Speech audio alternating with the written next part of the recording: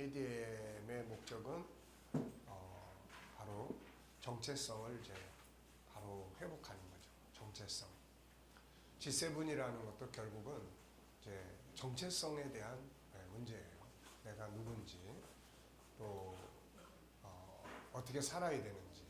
그래서 이제 이런 부분들을 바르게 이제 정리하는 겁니다. 그래서 아이들도 역시 공부를 아이들이 잘하느냐 못하느냐, 어떻게 보면 이게 다 정체성의 문제예요. 그래서 우리가 이제 재능에 대해서 공부를 할 때 이제 세 가지 이야기를 했잖아요. 하나는 영성 재능, 하나는 지적 재능, 하나는 또 감성 재능. 요즘에 이제 사회에서도 이제 IQ, 그 다음에 EQ, 그 다음에 이제 많이 주장하고 있는 것 중에 하나가 이제 SQ예요. Spiritual Emotion. 그래서 이 영성지능이에요. 영성지능. 그래서 영성지능이라는 것이 요즘에는 굉장히 많이 이제 강조되고 있어요. 그래서 제가 이제 그런 부분들을 보면서 세상의 물질 문명이 발전하면 할수록 결국 인간은 물질 문명 속에서 만족을 찾는 게 아니고 결국은 정신세계, 그리고 더 나아가서는 그런 영적 세계를 찾고자 하는. 그러니까 이게 이제 우리들이 종교적인 개념에서 접근을 하면 사람들이 멀어지는데, 이 지능적, 그러니까 개발해야 될 지능적 입장에서 접근을 할 때는 이제 하나님과의 관계를 자연스럽게 설명할 수 있는 이런 부분들이 돼요. 그래서 이성 시대는 이성적인 무기가 필요하다. 그러니까 결국은 SQ라고 하는 영성 재능이라고 하는 것의 가장 중요한 부분은 자기가 누구냐는 거죠. 결국에 우리가 지적 재능을 가지고 천재다. 그래서 공부를 잘했어요. 그런데 나중에 높은 자리에 올라갔는데 이 사람이 인간관계를 잘 못해가지고 이제 그만뒀어요. 다시 말하면 지적 재능은 굉장히 발전을 했는데 이 감성 재능이 약한 거죠. 인간관계. 그런데 이제 지적 재능을 통해서 어서 오세요. 천재적인 능력, 또 그 다음에 인간관계도 아주 잘하는데 나중에 가보니까 그런 사람들이 또 이게 잘못된 인간관계라든지 예를 들면은 이번에 우리 그 대통령들의 사건들 보면은 관계는 잘하는데 이게 올바른 가치의 문제가 있는 거예요. 이게. 가치의 문제. 그래서 이제 연구를 하는 사람들이 그래서 원래 이제 SQ, 영성지능에 대해서 주장했던 사람이 누구냐면은 이제 그 가드너라고 하는 사람이에요. 이 사람이 인간의 재능을 8가지의 영역으로 나눴잖아요. 8가지. 그래서 언어 재능, 그 다음에 또 자연 친화 재능, 인간 친화 재능, 자기 성찰 지능, 또 수학 지능, 음악 지능, 또 스포츠 지능, 공간 지능, 이런 식으로 인간 속에는 이렇게 8개의 지능이 있다. 그래서 이 사람은 이제 그거를 자기가 이제 임상을 하기 위해서 원래 심리학자인데 이 사람은 의학을 또 공부를 했어요. 의학을. 그래서 의학을 공부했는데 그 중에서도 뭘 했냐면은 뇌의학을 했어요. 왜냐하면 뇌 속에서 이 지능이 어떻게 이게 실용성 있게 만들어지고 활용되느냐.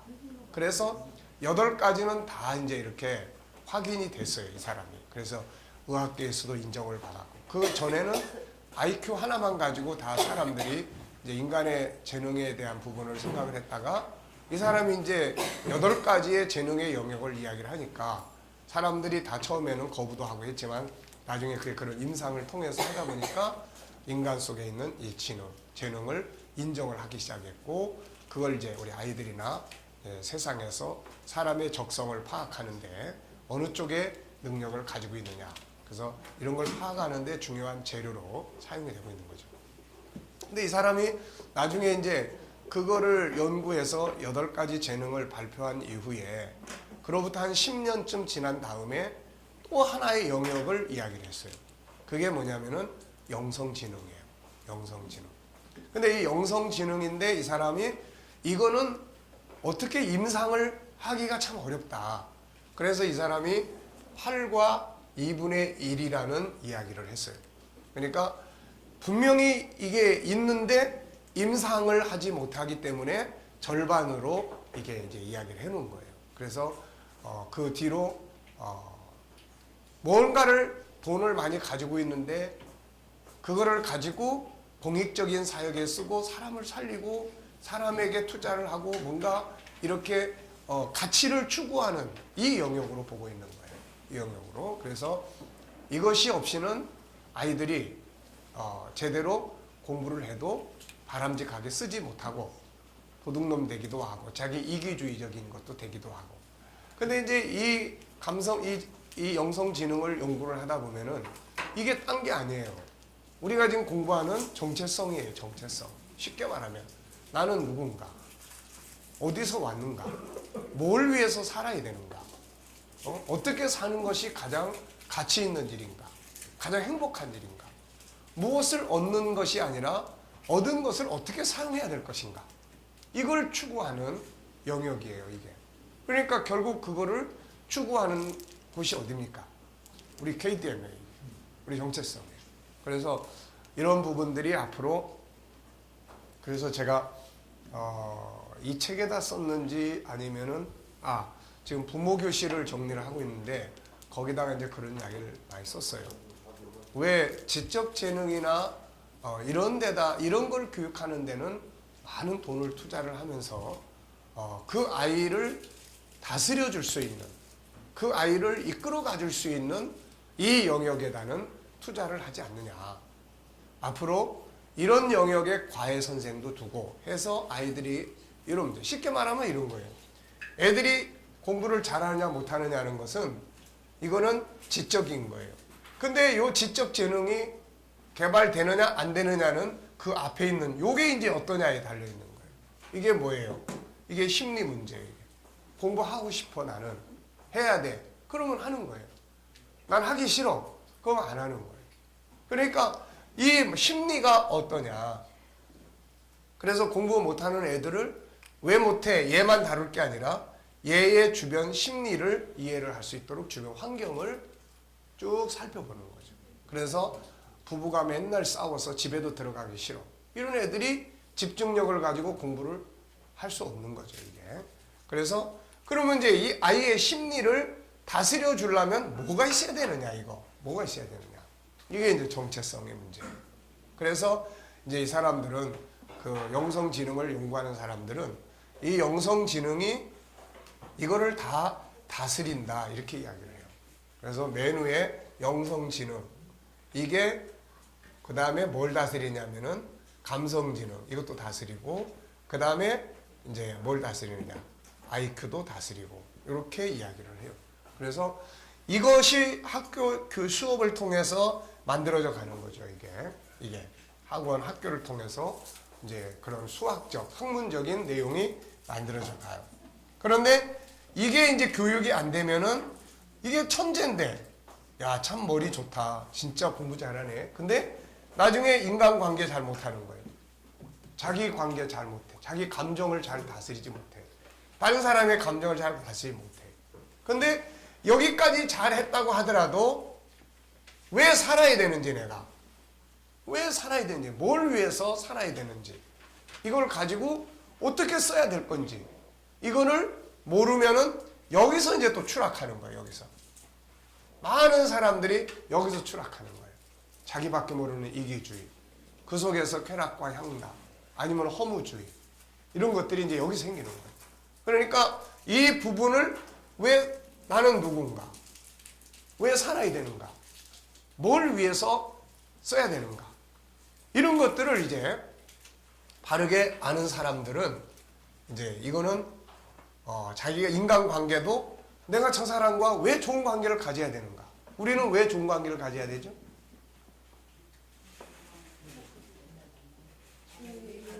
아니, 그 사람 구원하려고, 우리는 그 사람 구원하려고 좋은 관계 갖는 거예요. 뭐 딴 게 아닙니다. 뭐 자연스럽게 좋은 관계 가져야 성공한다, 이거는 요 밑에 단계고, 우리는 좋은 관계를, 원수도 사랑해야 될 이유가 그 사람 구원해야 되니까. 이 가치 때문에 사랑해야 되고 용서해야 되고 희생해야 되고 이런 거예요, 이게. 그러니까 최고의 수준이 높은 거죠.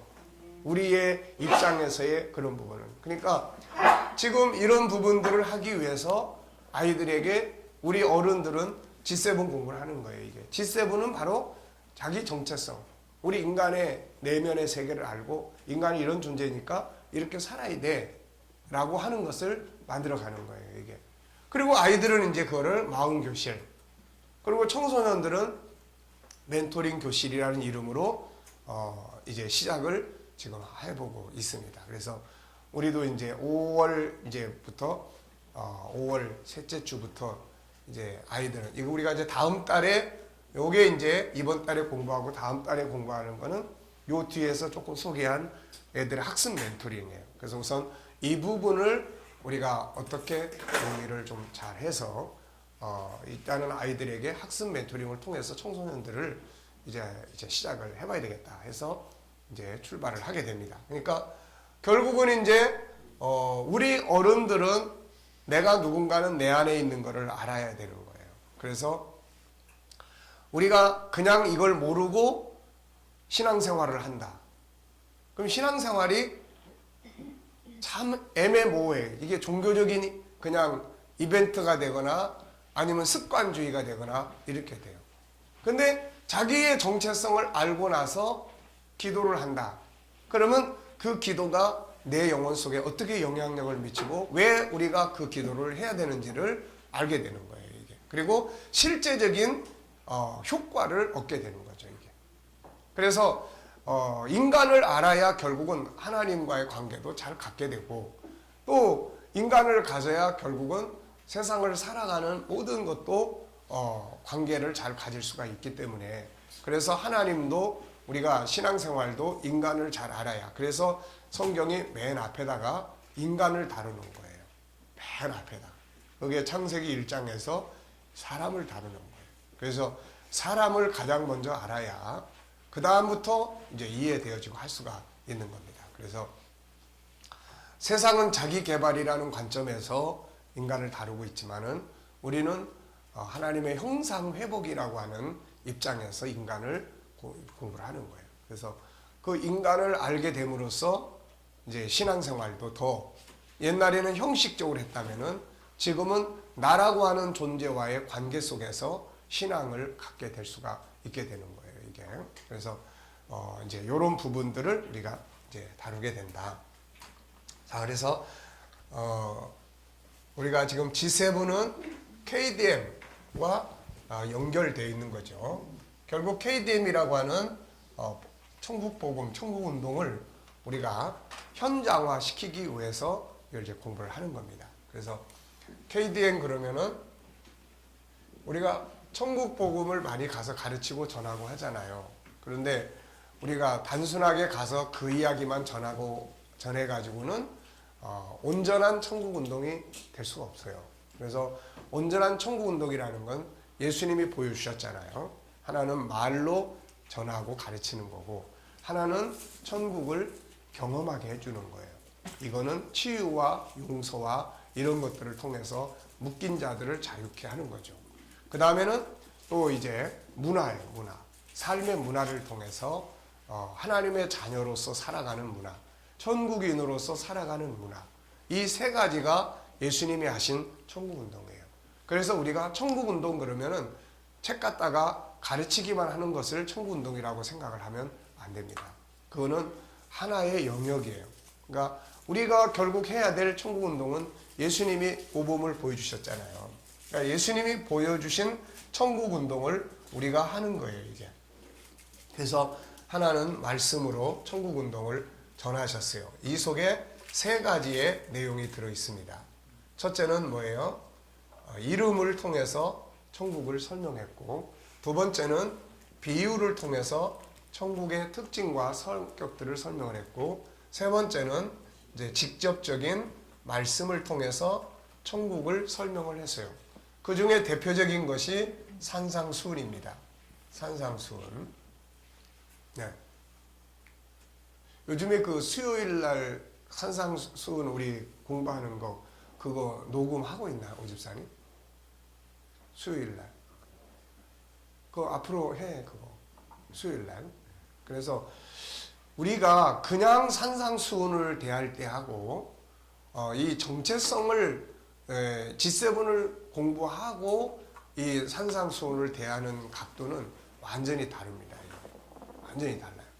그러니까 이제 특히 그 법이라고 하는 것들을 우리가 좀 잘 이해하고 그래서 하나님이 주신 우리가 이제 거룩성에 들어가면은 이제 계명을 공부하잖아요. 계명 법을 공부를 합니다. 예, 거룩성 안에는 이제 영성 속에서 이제 네 가지를 다루는데 하나는 계명을 다뤄요. 계명. 그래서 이 법을 모르면 삶의 변화가 없어요. 이게. 그래서 우리가 지금 G7은 그 법을 성품의 차원에서 이제 공부를 하는 거예요. 그래서 그런 문제들을 이제 다루게 됩니다. 그리고 이제 죄와 십자가 이 법을 다루다 보면은 이 문제를 해결할 수 있는 이제 십자가의 은혜의 법이 반드시 필요하죠. 이게. 그래서 이런 걸 어떻게 이제 우리가 적용을 할 건지. 그 다음에 이제 세 번째가 이제 소통의 영역이에요. 소통. 그래서 그 소통, 살아계신 주님과 내가 어떻게 소통을 할 건지. 이게 그냥 단순한 신앙과 소통을 통해서 내가 주님과 같이 산다고 하는 것은 이건 또 전혀 다른 영역이에요. 이게. 그래서 이런 소통의 영역.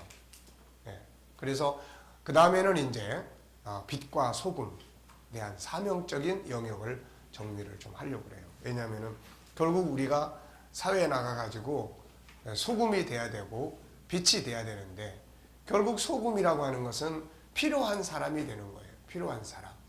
필요한 사람. 세상이 필요로 하는 사람. 네. 그 다음에 빛이라고 하는 것은 거기서 설명해 놓은 대로 선한 능력을 행할 수 있는 사람이에요. 선한 능력을 발휘할 수 있는 사람. 하나는 세상에 필요한 업무적인 영역에서 필요한 사람. 야곱 같은 사람은 그런 인물이잖아요. 그 다음에 또 하나는 이제 빛을 비출 수 있는 이거는 성품의 이제 영역이에요. 그래서 선한 능력을 그래서 디모데후서 3장 15절에서 16절 17절에서 바울이 성경은 사람으로 선한 능력을 행하는데 교육하기에 유익하다. 이게 선한 싸움, 선한 능력을 길러야 되는데 악한 능력은 커져 있어요. 우리한테 다. 그런데 선한 능력이 약해져 있기 때문에 선으로 악을 못 이기는 거예요. 그러니까 이제 이런 부분들을 우리가 이제 다루게 됩니다. 그래서 산상수훈도 우리가 새로운 각도에서 천국 새로운 각도에서 볼 수 있어야 되는데 이런 걸 통해서 예수님은 천국인의 실질적인 삶을 다루는 거예요. 우리가 옛날에는 예를 들어서 뭐 살인하지 말라. 살인하는 자는 심판을 받으리라. 예수님이 옛 계명은 그렇대. 너희가 그렇게 들었다. 그렇지만 나는 너에게 이르노니 형제에게 노하는 자는 심판을 받는다. 그리고 형제에게 나가라 하는 자. 이건 바보, 멍청이 뭐 이런 욕이에요. 그런 말 하는 자는 공회에 잡히게 되고 나가라 하는 자. 공에 잡히고 미련한 놈이라 하는 자는 지옥불에 들어간다. 자, 이 예수님의 그런 내용을 보면 훨씬 더 구체성을 가지고 있어요. 그래서 미워하는 것도 살인하는 거다. 그러면 여기에서 분노하는 것, 그 다음에 또 여기에서 욕하고 또 하는 것은 다 어디에 해당되는 거예요? 우리가 지금 다 공부하는 것 중에 뭡니까? 공부하는 것 중에 다 뭐예요? 언어에 대한 영역이에요. 언어에 대한 영역. 언어가 사람을 죽이는 거예요.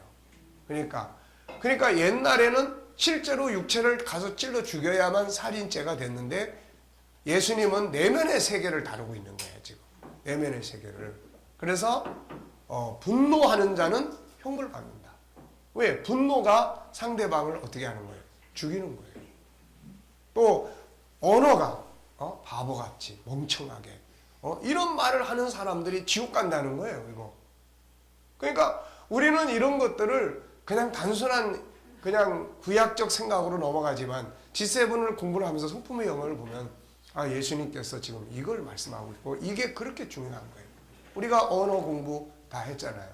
이제 우리 교회에서 이제 언어 교실을 이제 시작을 했는데 참 참 이게 언어에 대한 부분이 이게 훈련이 안 되면 그 예수님이 지금 뭐 라가라 하는 거, 미련한 놈이라 하는 거, 이건 다 언어예요. 이건 다.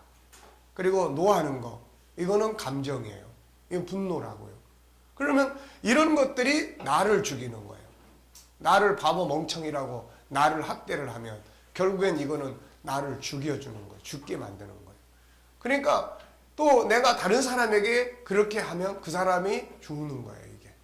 그러니까 이런 현장감이 있는 것은 우리가 이 G7을 통해서 들여다볼 때 아, 이게 뭘 이야기하는구나. 그리고 이게 얼마나 중요한 일이구나 하는 것을 알게 됩니다. 그래서 이렇게 말씀을 통해서 천국을 말하시고 하나는 현장이에요. 그러니까 우리 보고 그런 말 쓰지 말라는 거 아닙니까? 이런 말이 사람 죽이는 거니까 이런 말 쓰지 말라는 거예요. 또 이런 분노가 사람을 죽이는 거니까 하지 말라는 거예요. 그래서 그 다음에 뭐가 나와요? 이제 뭐가 나와요? 예물을 제단 앞에 드리려고 했다가 형제에게 원방 들을 게 생각이 나면 먼저 가서 화목을 해라. 화목하기 위해서 필요한 게 뭐예요? 용서, 사과, 이 두 개예요. 하나는 상대방의 잘못을 용서하는 거고 하나는 내 잘못을 사과하는 거예요. 이게. 그래서 그 뒤에 화목하는 자, 또 너희를 고소하는 자와 같이 길에 섰을 때 급히 사과해라. 이런 이야기를 쭉 하신 거예요. 이게. 그러니까 우리 G7은 지금 그런 것들을 실천할 수 있는 훈련을 하는 거예요. 분노 조절을 어떻게 할 건지. 그 다음에 우리가 심리 치유에서 세 번째 책이 그런 문제를 다 다루고 있잖아요. 세 번째 책이 그래서 프리액션, 분노하기 전에 사람이 자기를 어떻게 관리해야 될 건지. 그 다음에 또 하나는 이제 현장, 액션의 현장에서 자기 감정을 어떻게 컨트롤해서 해야 될 건지. 그 다음에는 일이 다 벌어진 다음에 포스트 액션. 그래서 그 뒤에 어떻게 할 건지. 그럼 빨리 사과해야 돼. 빨리 사과하고 화목을 해야 살아난단 말이에요. 이게 사람이 살아나는 거예요. 사람이 살아나야 관계도 살아나는 거고 그 다음에 삶도 살아나는 거고 환경도 다 살아나는 거예요. 그러니까 우리가 G7이라는 것을 막연하게 생각하면 안 돼요. 그래서 이런 현장들을 살려내는 겁니다. 이게. 그리고 살려내고 그래야 천국이 이렇게 말씀을 통해서 전해주셨지만 이걸 현장화한 것이 바로 이거예요. 현장화한 것이. 하나는 치유, 하나는 용서, 자유예요. 용서는 억압에서 풀어주는 거예요. 자, 모든 환경, 잘못된 환경과 이런 것들을 풀어주는 거예요. 그 다음에는 문화야, 문화. 예수님의 문화. 예수님께서 산상수훈에서 내가 세상에 온 것은 율법이나 선자를 폐하러 온 것이 아니라 어떻게 하러 오셨다고 그랬어요? 온전케 하려고 왔다. 그래서 바울 사도는 예수 그리스도 안에서 율법이 완성이 된 거다. 이렇게 이야기를 해요. 그러면 예수님이 이 땅에 오셔서 율법을 어떻게 완성시켰어요? 하나는 본인이 살았어요. 율법을 살았다고요. 율법이 요구하는 것이 이 율법이라고 하는 것을 예수님께서 하나님의 성품인데 이 성품이 예수님은 망가지지 아니한 하나님의 형상이에요. 그 하나님의 형상을 예수님은 그대로 살았어요. 그래서 율법을 파괴시킨 것이 아니라 율법을 살았어요. 근데 우리는 우리의 내면의 세계가 파괴되어 있기 때문에 법을 다 살지 못해요. 그래서 예수님이 자기의 문제만 같으면은 십자가에 죽을 이유가 없어요. 법을 다 지켰기 때문에. 그런데 우리에게 예수님께서 우리는 법을 다 못 지키니까 십자가를 죽으심으로 우리의 입장에서는 율법의 요구를 다 완성시켜 주신 거고 예수님의 입장에서는 본인을 위해서는 십자가가 필요가 없죠. 그분은 율법을 이 땅에서 하나님의 형상대로 사셨기 때문에 그래서 우리가 율법을 망가뜨린 게 아니라 이런 걸 통해서 그분은 자기의 율법을 하나님의 법을 다 완성하신 거예요. 문화라는 게 뭡니까? 문화는 법이에요. 문화는. 법을 모르면 문화가 안 돼요. 그래서 관습법이라는 것도 있고 인간이 만들어놓은 문서에 대한 법도 있고 이런 것들이 있는 거예요. 그런데 인간이 만들어놓은 법이라고 하는 것은 모순이 많죠. 강한 자를 위한 옛날의 법들은 왕을 위한 법이에요. 이게. 그래서 힘이 있는 자들을 위한 법. 인도의 그런 이렇게 계급의 무슨 제도예요? 카스트 제도는 바로 모순된 법이에요. 이게 얼마나 잘못된 법이에요.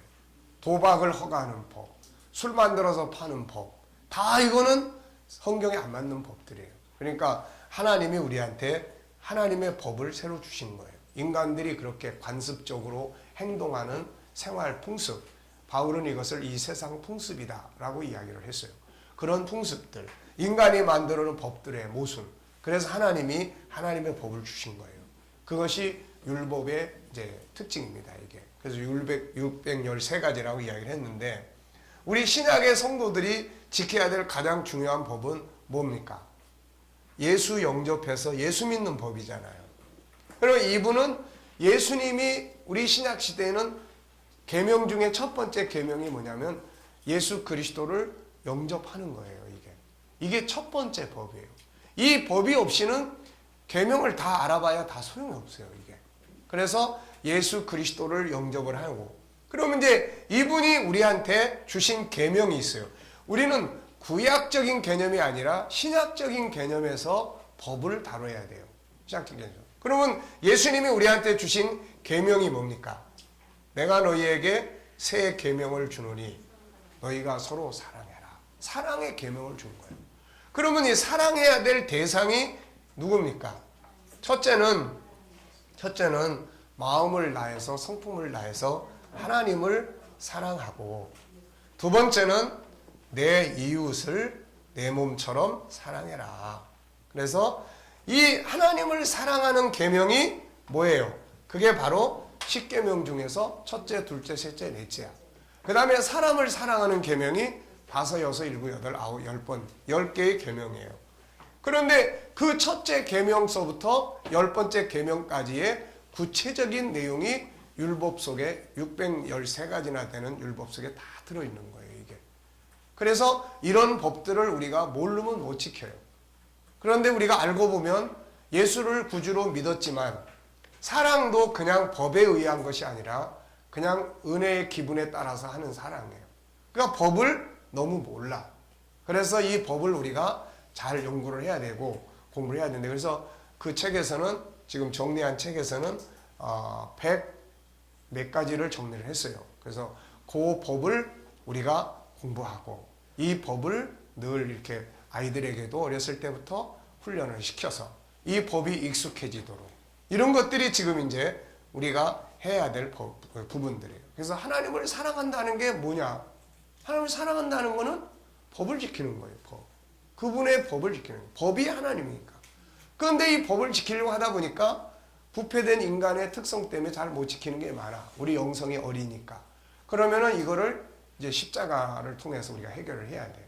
그리고 성령의 능력과 그 다음에는 우리 영성을 키워야 돼. 이거 키워서 영성이 내면의 세계가 그만큼 커지고 훈련이 되면 법을 지키는 게 좀 더 성장을 해요. 이게 하나밖에 못 지키던 거를 우리 내면의 영이 커지니까 2개를 지킬 수 있고 3개를 지킬 수 있고 이렇게 되는 거예요. 이게 물론 완벽한 건 아니지만은.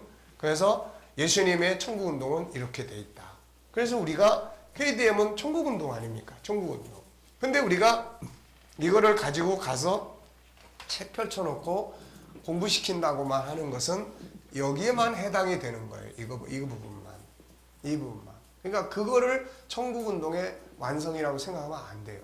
그래서 늘 고민해왔고 그 고민해온 결과물로 천국의 법이, 천국의 현장이 만들어지지 않으면 안 된다. 그럼 천국의 현장이라는 건 어떤 거냐? 그거는 하나님의 성품을 가진 사람들이 하나님의 성품을 사는 운동을 해야 되는 거다. 그러면 이 운동의 결과가 뭐예요? 우선 예수님을 보면은 하나님의 형상대로 사시니까 세상이 다 그 앞에 굴복을 하는 거예요. 그리고 이 하나님의 성품이 회복돼서 살아가던 사람들, 요셉, 다니엘 이런 사람들을 보면은 다 환경을 다 다스린 사람들이에요. 다. 그러니까 이것이 결국은 인간이 말하는, 세상에서 말하는 성공의 길이야, 이게. 그런데 세상에서 말하는 성공의 길은 아까도 이야기했지만은 SQ 쪽보다는 뭐예요? 다 지적 재능. 또 그 다음에 좀 발전해봐야 감성 재능. 여기까지 가는 거예요. 공부 잘해서 출세해가지고 돈 많이 벌어서 잘 살고 좋은 집 짓고 좋은 차 타고 다니고 이거라고요. 근데 여기까지 가는 거는 이거는 나중에 가보면 다 이거는 실패하는 길이에요. 이게 다. 그래서 마지막에 가서 인생의 실패냐 성공이냐 하는 거는 바로 영성지능이 발전해 있느냐 안 해 있느냐. 그래서 이런 것들이 발전한 사람들은 이걸 단순히 하나님과의 관계로만 보면 안 돼요. 그래서 이런 관계 속에서 사람들은 올바른 가치를 찾는 거예요. 인생이 도대체 뭐냐? 어떻게 살아야 될 거냐? 그래서 빌 게이츠나 이런 사람들은 돈 버는 거를 목적이 아니에요. 그거를 바르게 쓰는 데다가 목적으로. 그래서 그런 사람들을 영성지능, SQ가 발전되어 있는 사람들이다라고 이야기를 하는 거죠. 우리나라도 연예인들 같은 연예인들이라도 최수정 씨 같은 사람들이나 또 운동선수, 축구선수 누굽니까? 이영표 같은 사람들을 그런 이제 SQ 지능이 발전된 사람들로 이제 이야기를 해요. 근데 이런 사람들은 대부분 그러면 이 영성지능을 어떻게 발전시킬 거냐는 걸 이제 보면은 대체적으로 크리스찬들이 많아요. 이게 그건 다 어디에서 영향을 받는 거냐면 결국 하나님과 성경을 통한 인간의 가치. 성경은 물질적인 것이 마지막 목표가 아니잖아요. 이게 돈을 사랑하지 마라. 오히려 그래 어떻게 사는 것이 올바른 거냐? 이웃을 사랑해라. 그러니까 이런 것들이 그리고 이제 기독교가 아니라도 종교적 가치를 가진 사람들. 근데 종교적 가치를 가진 사람들도 한계점이 어디냐면은 이웃을 사랑하고 이거는 하는데 도대체 나는 누구야? 라고 하는 데서는 한계점이 와버리는 거예요. 이거는 하나님밖에는 창조주밖에는 알려줄 수가 없기 때문에 그러는 거예요. 그래서 지금 어떻게 이런 SQ, 영성지능을 안 믿는 사람들이 이거를 이해할 수 있도록 어떻게 이 부분이 안 믿는 사람들이 필요성을 가질 수 있도록 우리가 이론적 뒷받침이 될 거냐에 대한 부분을 우리가 이제 연구를 해야 돼요.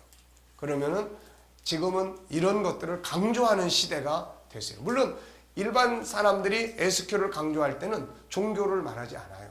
그 사람들은 뭐 하나님 믿으라 이런 말 안 합니다. 종교를 말하는 게 아니에요. 그런데 그 사람들은 단순히 뭔가 가치를 추구하는 지능의 영역이 있다. 이게 발전을 해야 된다. 이걸 발전시키는 사람들이 그래도 인생의 성공적인 삶을 산다. 이제 이런 이야기를 하고 있는 거예요. 그런데 우리가 놓고 보면은 하나님과의 관계가 없이 그게 발전할 수가 없는 영역이에요. 그거는. 그러니까 그런 부분들을 우리가 어떻게 그래서 천국운동이라고 하는 거를 우리가 열심히 가서 성경 공부시키는 거를 천국운동이다 이렇게 생각하면 안 된단 말이에요. 그거는 천국의 내용을 이론적으로 가서 전달을 하는 거지 실제로 운동이라고 하는 무브먼트라고 하는 거는 이게 이루어져야 되는 거예요. 이게 없이는 삶의 현장이 이 운동이 없이는 천국운동이 안 되는 거예요. 그래서 더도 말고 덜도 말고 예수님의 천국운동을 우리가 하면 된다. 그런 이야기예요. 자, 아시겠죠? 그래서 우리 KDM은 천국운동인데 그게 그냥 단순한 이론적인 이야기, 천국에 대한 이론을 말하는 게 아니라 이런 운동을 하는 것이다. 그래서 KDM의 목적은 뭐라고 그랬어요? KDM의 목적은 정체성 회복이다. 결국 정체성 회복을 아까 얘기한 것처럼 하나님의 형상을 회복하는 것을 세상에서는 뭐라고 이야기했어요? 자기 개발이다. 근데 우리는 하나님의 형상을 회복시키는 거다. 그리고 영성지능을 우리 정체성을 회복하는 이 일을 세상에서는 무슨 지능이라고 이름 붙이고 있어요? 영성지능이다. SQ라고 이름을 붙여놓고 있고 우리는 이거를 정체성이라는 이름으로 찾아가는 거예요. 그러니까 우리는 정체성 안에 이게 다 들어있어요. 우리가 누군지, 내가 누구냐. 애들 공부시킬 때 뭐부터 시키냐면은 나는 누구냐라는 것부터 시작을 해요. 공부를 왜 해야 되죠? 공부를 내가 왜 해야 되는 거예요? 왜 해야 되는지를 아는 애는 하지 말라고 그래도 해요. 네. 근데 왜 해야 되는지를 모르면 아무리 유명한 사람들을 갖다 붙여놔도 안 되는 게 돼 있어요, 이게. 그러니까 항상 가장 먼저 중요한 거는 정체성이에요. 정체성. 애들이 물론 평화롭고 이렇게 먹을 게 풍성하고 할 때는 정체성을 찾기가 쉽지가 않아요. 그냥 뭐 아무것도 안 해도 다 먹고 살고 뭐 그냥 그래서 요즘에 제가 연구하는 것 중에 하나가 지금 뭐냐면은 어떻게 무기력을 한 애들을 동기부여를 시킬 거냐에 대한 고민이에요, 지금. 애들을 상담하거나 멘토링을 하거나 하다 보면은 야, 난 이거 꼭 해야 돼. 이런 애를 내가 별로 만나기가 어렵다니까요. 왜 해야 되는데? 몰라요. 그래서 이 동기부여를 어떻게 해줄 거냐. 지금 이 문제를 고민하고 있어요. 옛날에는 멘토링 하다가 상담하다가 의지가 없으니까 나도 너무 힘들고 의지 없는 애를 붙들고 뭘 하려고 그러니까 이게 뭐 너무 힘든 거예요. 그래서 포기했는데 포기하다 보니까 이제는 좀 시간이 지나고 나서 이제 생각을 해보면 이게 포기할 일이 아닌데 이것도 하나의 병인데 이 병을 어떻게 뜯어 고쳐가지고 나도 뭔가 해봐야 되겠다라고 하는 것을 심을 수 있을 거냐. 이 답이 분명히 있을 건데 그래서 지금 그 중학교 1학년짜리 하나를 학원에서 나한테 붙여줘가지고 멘토링을 시작했는데 얘도 그냥 무기력해요 이게. 그래도 다행한 것은 너 그렇게 하기 싫으면은 이거 멘토링 안 해도 돼. 목사님도 야 바쁘고 너도 보니까 바쁜 것 같은데 이 귀찮으면 안 해도 돼 그랬더니 얘가 그래도 하긴 하겠다는 거예요 지금. 하긴 하는데 이야기를 하면 항상 엉뚱한 소리나 했었고 어떤 때는 날 갖고 놀고 네. 참 이게 요즘 애들은 정말 이게 참 힘들어요 이게. 네. 그래서 그래 좋아 옛날 같으면 내가 그만둬 그랬을 텐데 그래서 얘는 이제 원래 16주인데 12주를 지가 하겠다고 그래가지고 그럼 12주 동안 하면서 걔한테 갔다 오면 나는 계속 한 주간지 연구를 해요. 좋아 나도 임상 실험이다. 너 같은 애들을 어떻게 다뤄야 되는지 내가 임상을 한번 해볼 거다. 그리고서는 지금 진행을 하고 있습니다. 그러니까 이런 부분들이 이제 정체성에 대한 것을 세상은 SQ, 영성지능이다라고 하는 것을 이야기를 하고 있어요. 이제 이런 것들이 가면 갈수록 자꾸 이런 것들에 대한 이야기들이 많아질 거예요. 우리 사회가 결국은 올바른 가치가 없으니까 경제 발전을 했어도 결국은 사회가 타락하고 방황하고 무너지는 거예요. 이게 로마 제국이 뭐 돈이 없어서 무너진 거 아니잖아요.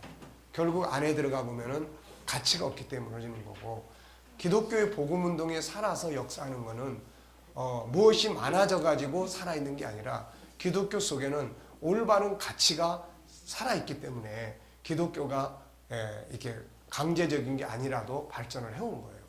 그러니까 이게 물질적인 욕구를 충족시키는 쪽으로 가면 기독교는 죽어버리고 가치를 충족시키는 쪽으로 가면 기독교는 살게 되고 이렇게 돼 있어요. 이게. 그러니까는 우리가 그런 부분들에 대한 이해를 우리가 하고 보면은 야 지금 물질 문명이 발전을 하는데 그러다 보니까 사람들이 많이 먹어봐야 별로 이것도 아니니까 정신 세계를 자꾸 추구해 나가는데 결국은 영적 세계를 추구해 가고 있구나라는 생각을 하게 되는 거예요. 그러니까 단지 이제 우리가 예수님이 왜 제자들을 보내면서 벌써 2000년 전에 제자들한테 너희가 뱀같이 지혜롭게 하라고 한 이야기가 뭐겠어요, 이게. 지혜가 있어야 되는데 지혜롭게 하지 못하면은 이 사람이 이걸 받아들이지 않으니까. 지혜라는 게 뭡니까? 지혜라는 게. 그래서 지혜라는 것은 그것을 전달하기 위한 깨달음이에요. 전달하기 위한 수단과 방법이에요. 그냥 우리 식대로 우리가 선지자라면은 우리 식대로 그냥 하고 끝내. 근데 우리 선지자가 아니니까 상대방을 하나님 앞으로 돌아오게 하기 위해서 어떤 그릇이 필요한지, 어떤 옷을 입어야 되는지 이런 것들이 필요하다는 거예요. 이거를 지혜라고 이야기하는 거예요. 지혜라고. 그러니까 이게 없으면은 그냥 기독교는 항상 우리끼리 운동으로 가다가 그 다음에 이제 끝나버리는 거죠. 그래서 KDM은 정체성이고 이 정체성의 기준은 성경이고 그 다음에 성경 속에는 4개의 내용이 있고 하나는 인간, 창세기 1장 그 다음에 2장은 천국 그 다음에 이제 3장은 구원의 계획이고 그 다음에 4장은 이제 문화고 요 4가지가 이제 우리가 정체성을 바로 세우는데 핵심적 뼈대예요. 성령의 역사나 이런 부분들은 다 이것을 돕기 위한 그런 부분이에요. 그러니까 이론적인 거에 잘 돼 있어도 여기에 불이 붙어야 되는 거예요. 그러니까 불이 붙지 않으면은 이론은 이론이야 또. 이론이 이론이야. 그러니까 불이 붙어야 되기 때문에 기독교는 이런 지식적인 운동과 함께 훈련과 함께 그러니까 영성, 성령의 역사, 그 다음에 교육, 훈련, 네, 현장 이게 있어야 되는 거예요. 교육과 훈련, 그 다음에 삶에 이게 실현되는 삶의 현장이에요. 그러니까 우리가 성령의 역사만 가지고도 불로불로는 하는데 그 다음에 가보면은 나중에 가서 보면은 이런 세상을 살아가는데 안 된단 말이에요. 이거. 자기 개인이 은혜 받고 소망 가운데서 기뻐하고 사는 건 좋은데 부부관계 안 되는 거야. 이거. 부모 자식 관계 안 되는 거예요. 이거. 그리고 세상에 나가서 리더십을 발휘를 못해. 그냥 오로지 주님과만 관계 속에서 살아가는 거예요. 이거. 그러니까 그렇게 되는 기독교의 역사는 결국 문화라는 걸 못 만들어 놓고 어느 단계에 가면 물질 문명의 물결이 들어오면 불러도 다 식어지는 거예요. 이게 다 식어져요. 그러면 기독교가 도대체 뭘 해야 되는지 방향 감각을 잃어버려요. 이게. 그래서 성령의 운동과 그 다음에 교육과 훈련, 그 다음에 이런 것들이 현장화되는 이게 필요한 거예요. 이게. 그래서 우리가 이제 G7 훈련을 잘 하시는 분들은 이제 이런 이론과 함께 특히 거룩성 안에 있는 이제 영성을 적극적으로 사용을 해야 돼요. 영성을 적극적으로. 그래서 거기서 영성은 4가지 이야기를 했습니다. 4가지 이야기. 첫째는 그러니까 거룩성 안에는 크게 4개를 공부를 해요. 크게. 인격성도 내용이 좀 많지만 거룩성도 내용이 좀 많아요. 그래서 거룩성이라고 하는 것 자체가 이게 이제 우리가 이게 맨 앞에 나오면 G7이 오해를 덜 받는데 이게 뒤에 나오다 보니까 G7을 하면 뭐 영성운동도 아니고 뭐 세속주의 막 이런 소리들이 나오는 거예요. 근데 이 거룩성이라고 하는 틀을 우리가 보면 거룩성이라는 틀을 보면은 맨 처음에는 영성이 있잖아요. 영성. 그러면 그 다음에는 이제 성품의 영역이 있어요. 그 다음에는 컨설팅의 영역이 있어요. 회계의 영역이에요. 회계. 예, 그래서 종교적 회계를 해서는 안 돼. 종교적 회계는. 맨날 회계하라 그러면 뭐예요? 거기서 울고 불고 하면 뭐예요? 운 다음에 이제 속이 시원하다 이러고 가지. 예? 이러고 가지. 가서 잘못된 사람하고 가서 화해 안 하고 관계를 못 가져요. 이게. 그러니까 그런 회계를 가지고 안 된다는 거예요. 그래가지고 교회가 바뀔 수도 없어요.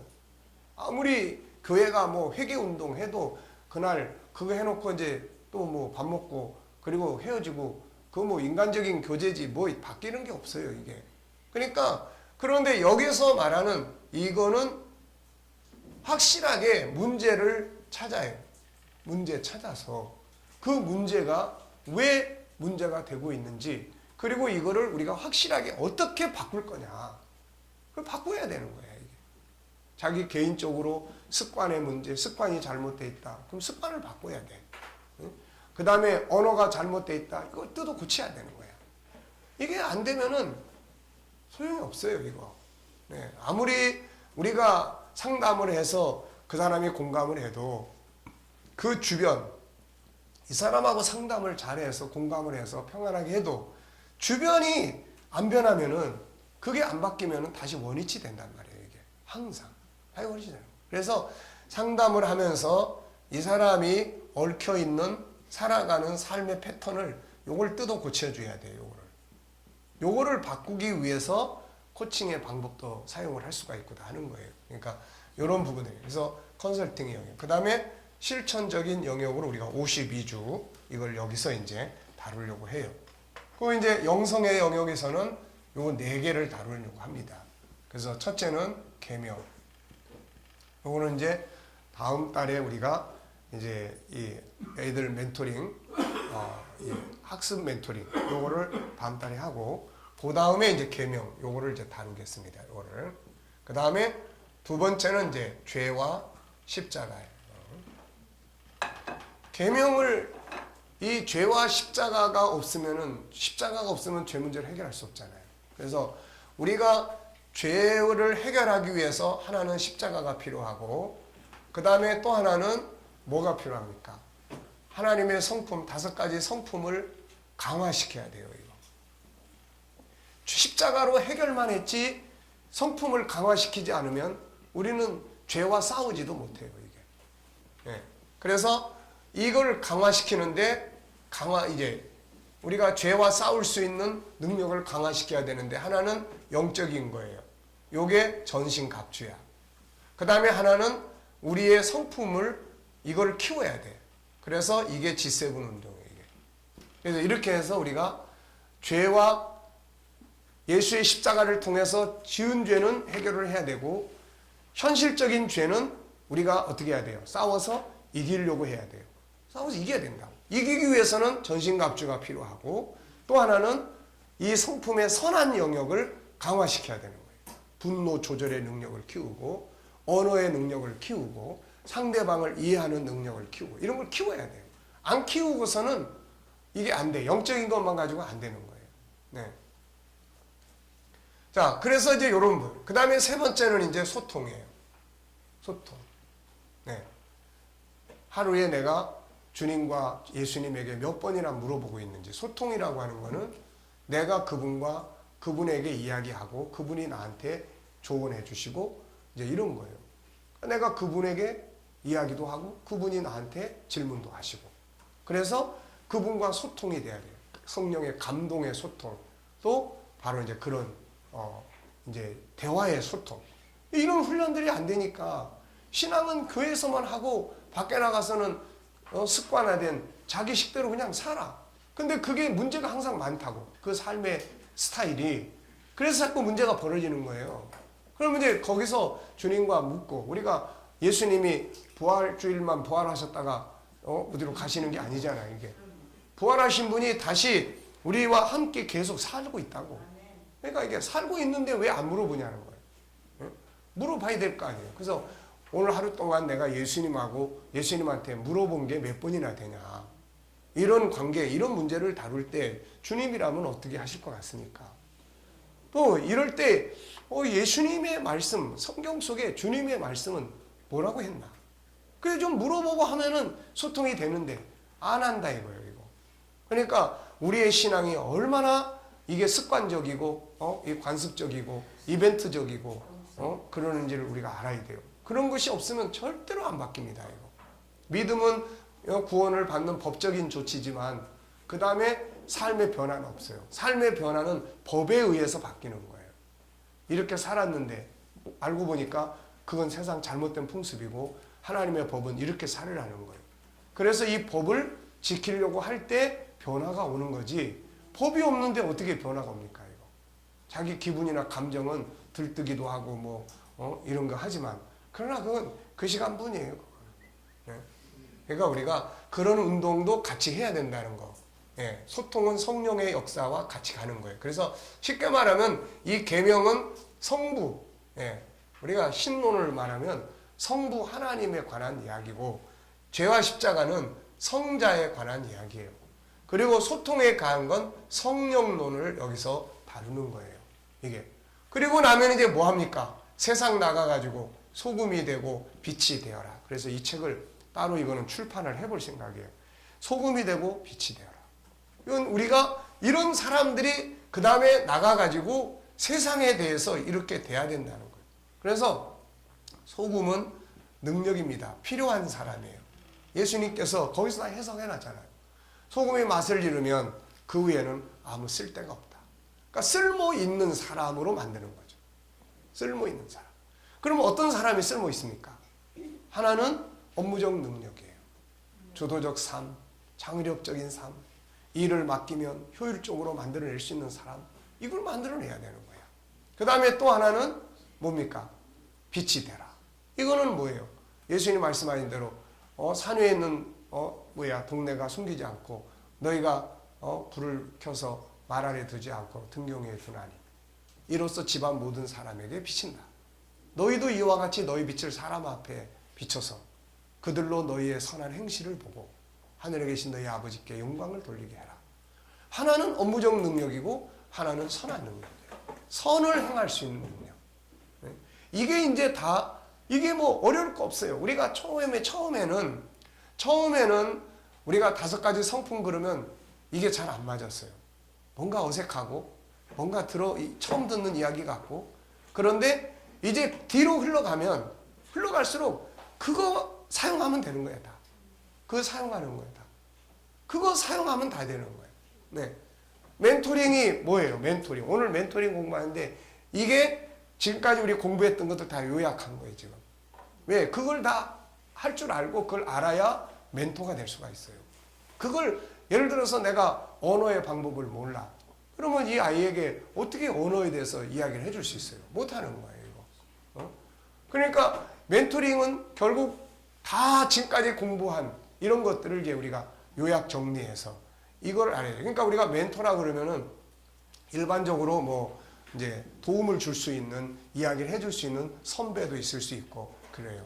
요거는 그냥 일반적인 멘토예요. 근데 본격적 멘토가 되려면 이제 이 정도의 규모는 알아야 돼요. 그래야만 본격적 멘토가 될 수가 있습니다, 이게. 그래서 앞으로 이제 우리가 멘토링 교실이나 이런 걸 통해서 진짜 좋은 멘토들을 키워내는 이런 작업들이 필요해요, 이게. 부모도 마찬가지고. 그래서 부모가 이제 멘토로서의 부모가 되려면 멘토링 교실을 통해서 인간을 전체적으로 아는 공부를 해야 된다고, 이거. 이걸 모르면 멘토가 될 수가 없으니까. 자, 그래서 이제 이런 부분들을 우리가 가지고 있습니다. 자, 아시겠죠? 그래서 이제 요거를 우리가 KDM에서 3가지로 공부를 하는 거야. 하나는 정체성. 요거는 성경 그대로 사상적으로 성경 전체를 이렇게 공부를 하는 거예요. 이 4가지를. 그 다음에 2번째는 제자 훈련. 요거를 이제 개인적 이제 신앙 단계로 공부를 하는 거예요. 그 다음에는 G7. 요거는 이제 삶의 문제를 다루고 있어요. 그래서 인간이 천국을 중심으로 그리고 이런 사명을 위해서 우리의 적이 누군지를 알고 올바르게 하나님의 형상대로 살아가는 운동. 이게 천국 운동이고 이걸 통해서 구원의 역사가 이루어지는 거고 이걸 통해서 우리가 세상에서 나를 지켜갈 수 있는 신분주의자로 살아갈 수 있게 되는 거예요. 그래서 이 부분을 우리가 잘 기억을 해 두시면 됩니다. 그래서 G7이 뭐냐? G7은 이런 운동을 하는 거예요, 이거. 근본적인 거는 정체성을 바르게 세우는 거고. 그래요. 그리고 이제 우리가 G7 운동을 해야 되는 이유 4가지 이야기했죠. 첫째는 뭡니까? 첫째는 복음의 결론이다. 복음의 결론은 뭐예요? 응? 복음의 결론은 현장이에요, 현장. 네. 하나님 믿어. 그럼 믿으면 뭐 하는데? 믿으면 뭐예요? 믿으면 천국 가는 거야. 아, 그러면 죽을 때 믿으면 되겠네, 뭐. 아니야. 하나님 믿으면 당신의 지금 현장이 바뀌어. 그리고 천국 가는 거야. 그래, 그럼 바뀐 현장이 어떻게 생겼는데? 한번 보여줘봐. 그럼 자기의 삶의 현장이 있어야 될 거 아니에요. 네. 난 딴 건 잘 모르겠는데, 이렇게. 그래서 어떤 사람이 그랬다고 그러잖아요.